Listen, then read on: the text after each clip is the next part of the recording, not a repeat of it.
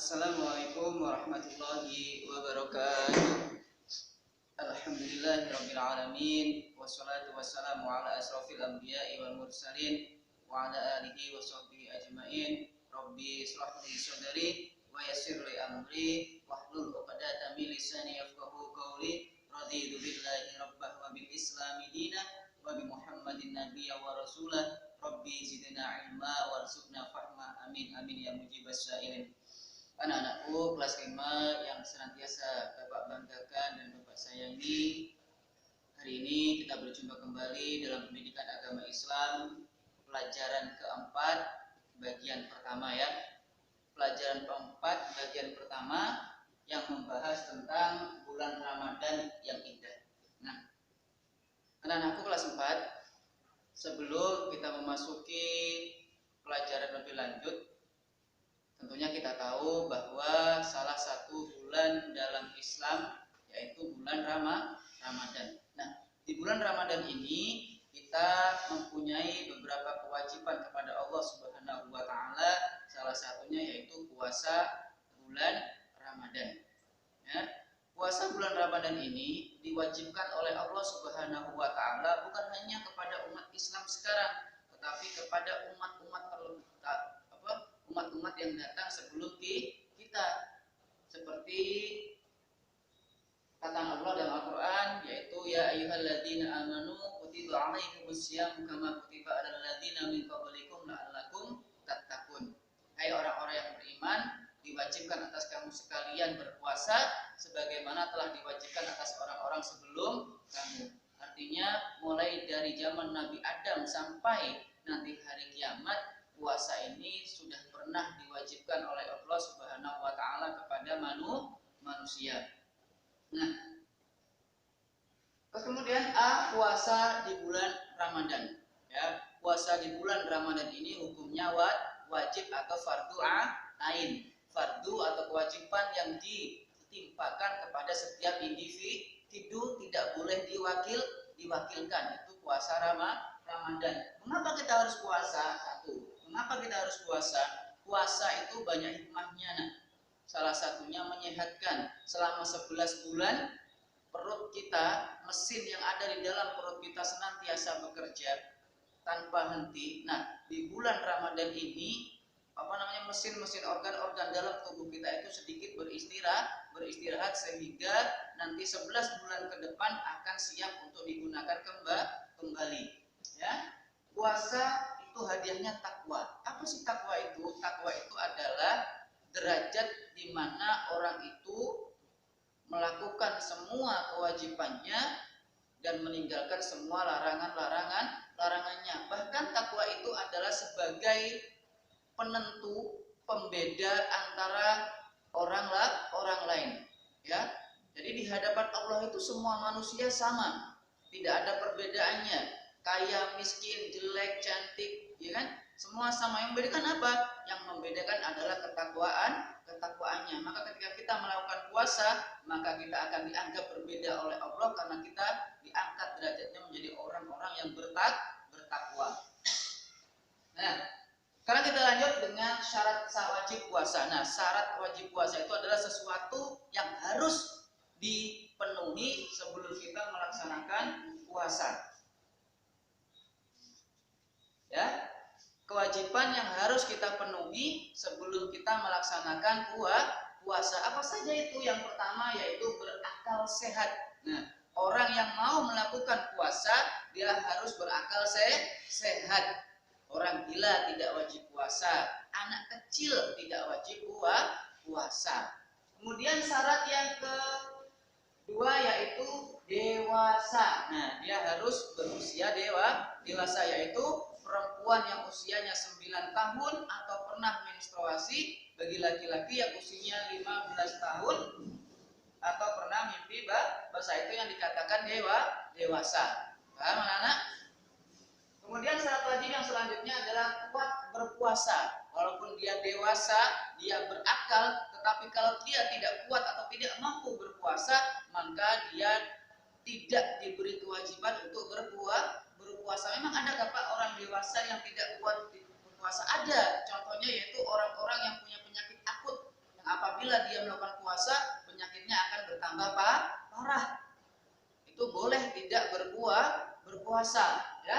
Kemudian syaratnya kita sudah tahu, yaitu berakal sehat, dewasa, dan kuat berpuasa. Selanjutnya kita bahas adalah syarat puasa. Nah, syarat puasa itu adalah sesuatu yang harus dipenuhi ketika kita berpuasa. Kalau tadi adalah sesuatu yang harus dipenuhi sebelum berpuasa, kalau sekarang adalah sesuatu yang harus dipenuhi ketika kita melaksanakan puasa. Apa saja itu?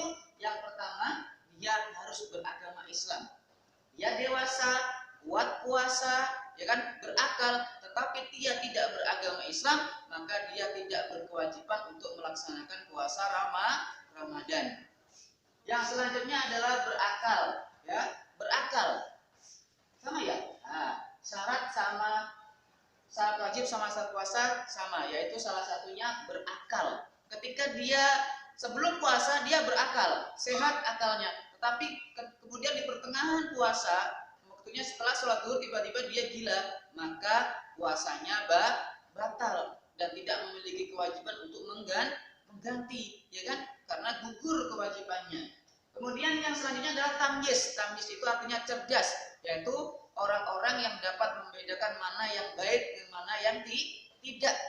Artinya berakal, sehat, tamyiz, cerdas. Kalau dia belum tamyiz, artinya seperti masih berpikir seperti anak-anak, berarti dia belum memiliki kewajiban untuk berpuasa. Selanjutnya, syarat puasa adalah suci dari hadas besar. Kalau hadas kecil tidak apa-apa berpuasa. Habis niat puasa, kemudian dia kentut, BAB, BAK, dia masih boleh berpuasa. Tetapi kalau dia setelah niat, kemudian dia bagi perempuan keluar darah haid, maka puasanya tidak boleh dilanjutkan. Paham? Berarti orang yang mau berpuasa atau sedang berpuasa, dia harus bebas dari hadas besar. Paham? Nah, kemudian syarat yang selanjutnya dalam waktu yang diperbolehkan. Nah, puasa itu harus dalam waktu yang diperbolehkan. Baik itu puasa sunnah maupun puasa fardu, itu harus dalam waktu yang diperbolehkan. Pak, memang ada waktu yang tidak diperbolehkan untuk puasa? Ada, ya. Salah satunya adalah 3 hari setelah hari raya Idul Adha, yaitu hari tasyrik, tanggal 11, 12, 13 Zulhijjah. 2 hari raya, yaitu hari raya Idul Fitri dan hari raya Idul Adha, itu juga diharamkan untuk berpuasa, ya. Kemudian kita sudah belajar tentang syarat wajib puasa. Syarat puasa yang selanjutnya adalah rukun puasa. Nah, ini hal-hal yang harus dilakukan ketika kita puasa, tidak boleh ditinggalkan. Yang pertama apa? Niat. Nah, puasa itu yang diawali dengan niat. Kalian puasa seharian mulai dari pagi sampai maghrib, kok lupa niat, berarti puasa kalian dianggap tidak sah atau tidak berpuasa. Nah, yang pertama adalah niat. Niatnya bagaimana? Ya, nawaitu, ya, saya niat puasa di bulan Ramadan fardu karena Allah Ta'ala. Kalau tidak hafal Arabnya, boleh niat dengan bahasa Indonesia. Nawaitu sauma godin an adai fardhi sahri ramadhani fardhu lillahi ta'ala, itu Arabnya. Saya niat berpuasa di bulan Ramadan fardu karena Allah Ta'ala di dalam hati sebelum kita santap sahur atau setelah sholat isya, itu boleh. Kalau kita sampai lupa melakukan niat puasa, maka kita dianggap tidak melaksanakan puasa walaupun kita seharian tidak makan dan tidak minum. Kemudian rukun puasa yang selanjutnya adalah menahan diri. Menahan diri dari apa, Pak? Menahan diri dari segala hal yang membatalkan puasa. Menahan diri dari semua hal yang membatalkan puasa, seperti makan, minum, merokok, memasukkan segala sesuatu dari mulut, dari hidung, dari mata, dari telinga, dan dari 2 lubang bawah. Itu harus ditahan. Misalkan sakit mata, ditetesi obat tetes mata, boleh Pak, batal. Ya kan? Batal. Misalkan kupingnya gatal, dikasih air supaya hangat supaya nggak gatal, juga batal. Paham anak? Oke. Kemudian hal-hal yang membatalkan puasa. Nah, di sini kita bahas juga hal-hal yang membatalkan puasa. Apa saja sih yang membatalkan puasa? Yang pertama adalah makan minum dengan sengaja. Pas puasa Ramadan, kalian pagi-pagi setelah sahur tidur setelah sholat subuh jam 10 karena biasa sarapan, kalian tidak sengaja makan dan minum, maka itu tidak membatalkan. Syaratnya itu tidak sengaja. Tetapi kalau sengaja makan dan minum walaupun hanya sedikit, tidak kenyang, tapi itu sengaja kalian makan dan minum, maka puasanya batal. Kemudian muntah dengan sengaja. Nah, mabuk nih, misalkan kan kalau mabuk di perjalanan itu kan tidak sengaja, itu karena hal di luar kendali kita, maka itu tidak membatalkan puasa. Tetapi kalau muntah dengan sengaja, misalkan pas diobok-obok atau digelitiki lehernya, kemudian kita muntah, itu berarti kita melakukan muntah dengan sengaja. Kemudian apa lagi? Datang bulan atau haid bagi perempuan. Nah, pas di pertengahan puasa tiba-tiba teman-teman kita yang perempuan datang bulan atau haid, maka puasanya batal. Apapun walaupun dia tidak punya keinginan untuk membatalkan puasa, tetapi tetap puasanya batal. Kemudian hilang akal. Nah, pas di tengah-tengah puasa kita kehilangan akal, gila sejenak, ya kan? Atau ayan, ada kan epilepsi atau ayan, sehingga akal kita menjadi hilang, maka puasa kita juga batal. Selanjutnya murtad.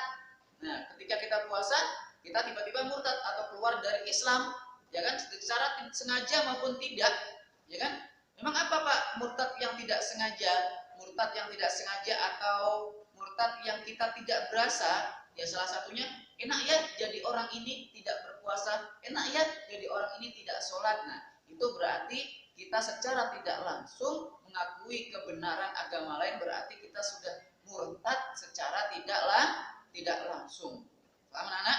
Makanya dijaga ketika kita puasa, hati-hati. Kemudian kalau tadi hal-hal yang membatalkan puasa, sekarang yang kita bahas adalah hal-hal yang merusak pahala puasa. Nah, ada sebuah cerita besok itu ketika di Yaumul Mahsyar ada seorang yang begitu bangga, dia merasa ibadahnya paling banyak, ya, merasa ibadahnya paling luar biasa, tetapi ketika ditimbang antara amal baik dan amal buruknya, ternyata amal buruknya ini lebih banyak. Kenapa?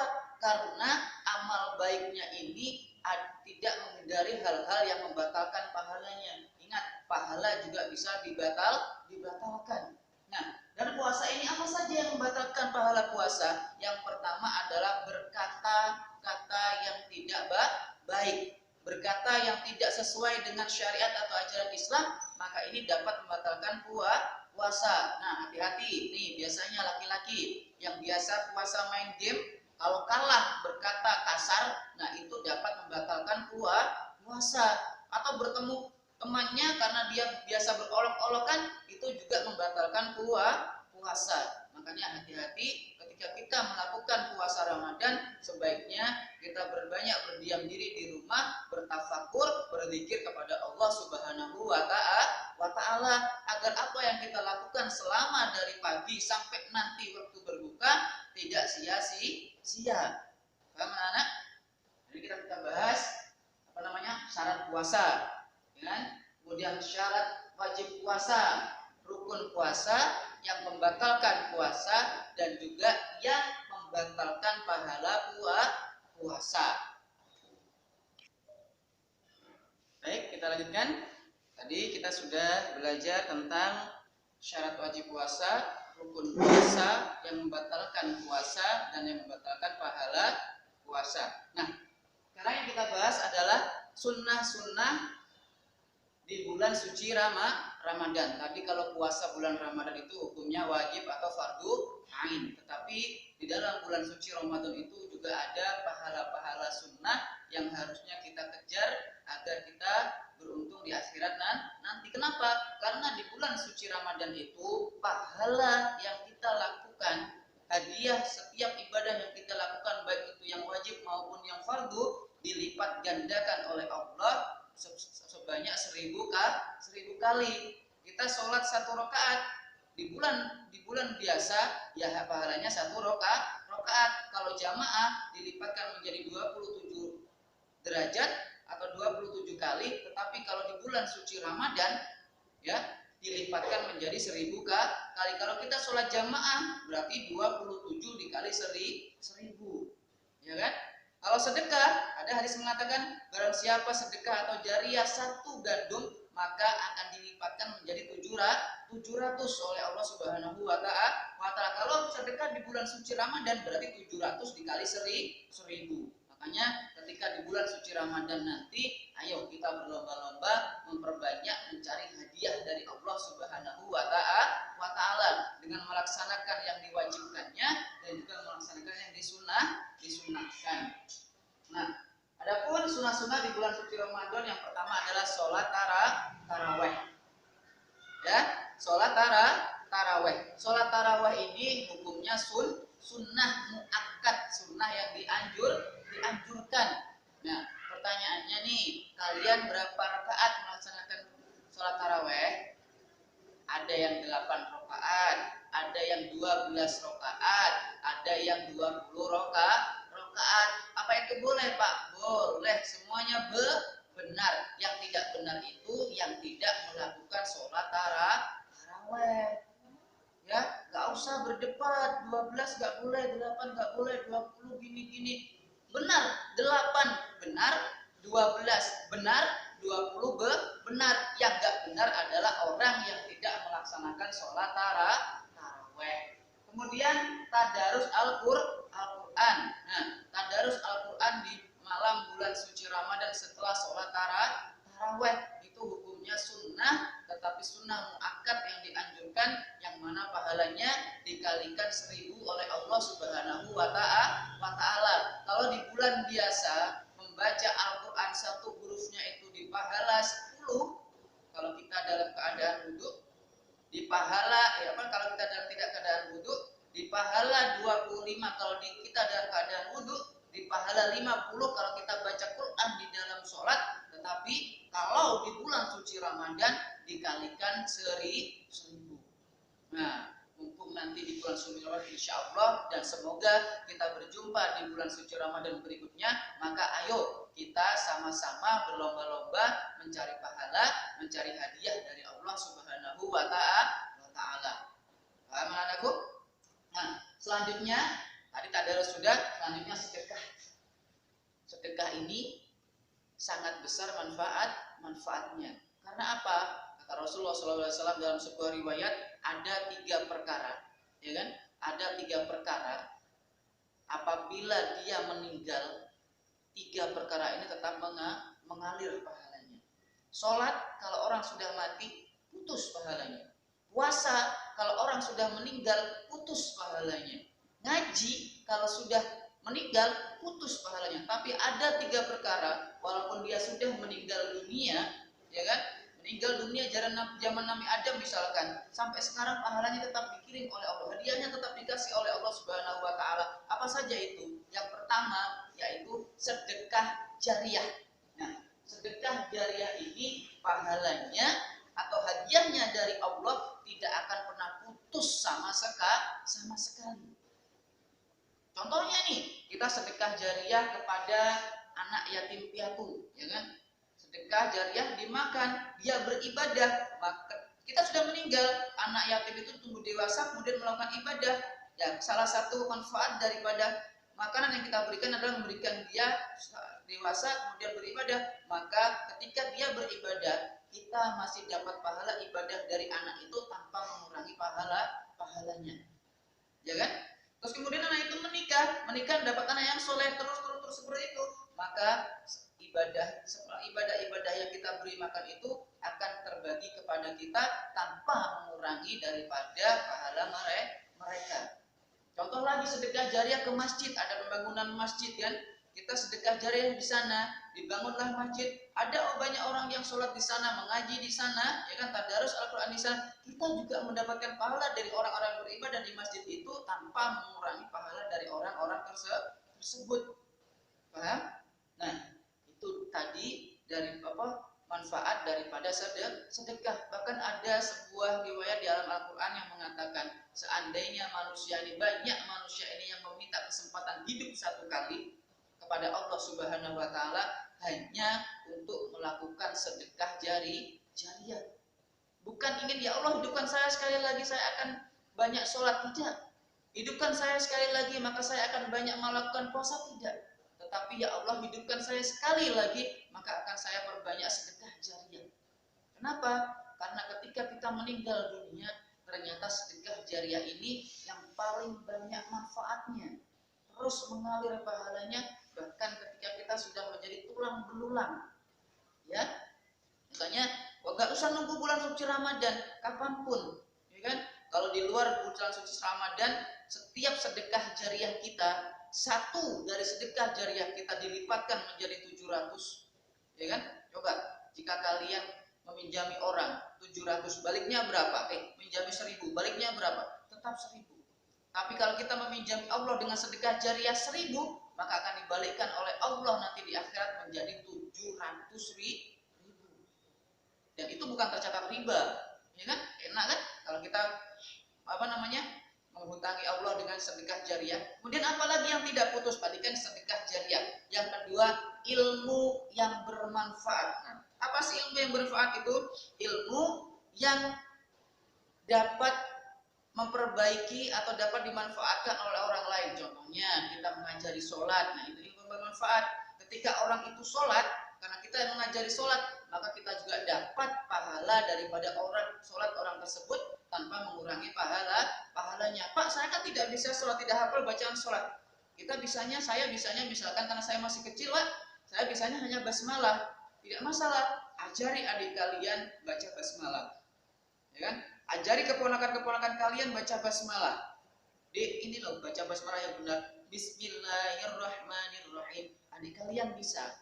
Pas dia mau makan, Bismillahirrahmanirrahim. Baca bismillah saja, kalian dapat pahala dari adik kalian yang membaca basmalah tanpa mengurangi dari pahala adik kalian.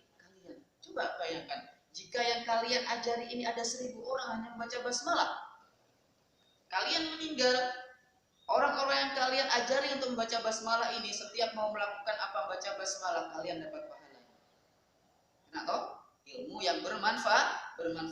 Maka belajarlah kalian sungguh-sungguh agar mendapatkan ilmu, dan ilmu itu kalian tularkan kepada orang lain agar kalian mendapatkan keuntungan, yaitu ilmu yang bermanfaat. Lebih-lebih itu ilmu agama. Kemudian apalagi yang tidak putus? Sedekah jariah, ilmu bermanfaat. Yang terakhir ini adalah anak-anak yang soleh. Nah, makanya kalau kita berdoa, ya Allah berikan kepada kami anak-anak yang soleh yang senantiasa mendoakan kami. Nah, ini loh, doa-doa anak yang soleh ini tidak putus-putus.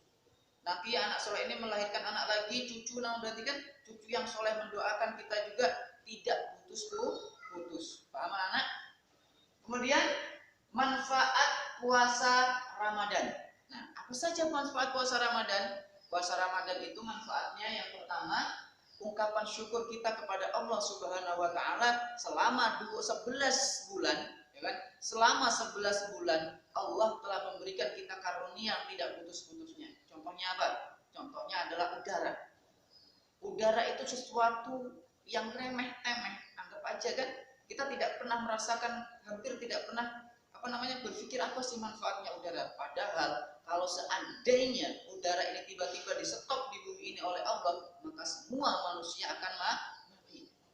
Kalau matahari dipadamkan, mungkin kita bisa bertahan sampai 1 hari 2 hari tanpa matahari. Air di-stop oleh Allah, kita mungkin masih bisa bertahan tanpa air selama 1 hari 2 hari. Ya, tetapi kalau udara di-stop oleh Allah 15 menit saja, maka kemungkinan semua manusia akan mati karena tidak bisa bernafas. Tapi apa? Allah selama 11 bulan tidak pernah menghentikan udara. Tetap diberikan walaupun kita tidak meminta. Bahkan ketika kita mungkar berani kepada Allah, tidak melaksanakan kewajiban kita kepada Allah, udara masih diberikan oleh Allah Subhanahu wa Ta'ala tanpa kita minta. Nah, rasa syukur itulah kita ungkapkan di bulan ke-12 yaitu bulan suci Ramadan dan melaksanakan puasa di bulan Ramadan.